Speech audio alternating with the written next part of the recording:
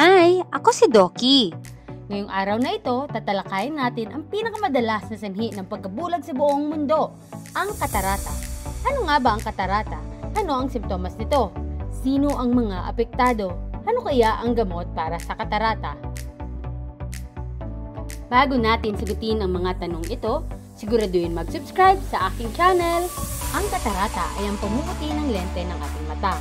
Ito ay normal na proseso ng pagkatanda. Parang sa buhok natin, namumuti rin. Lahat ng tao sa buong mundo ay magkakaroon ng katarata pag tumanda na.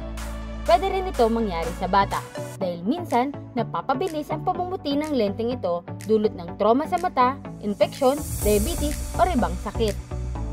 Ang sintomas ng katarata ay parang ulap sa harap ng ating mata. Walang patak o gamot para mawala ang katarata. Tanging operasyon lamang ang solusyon dito.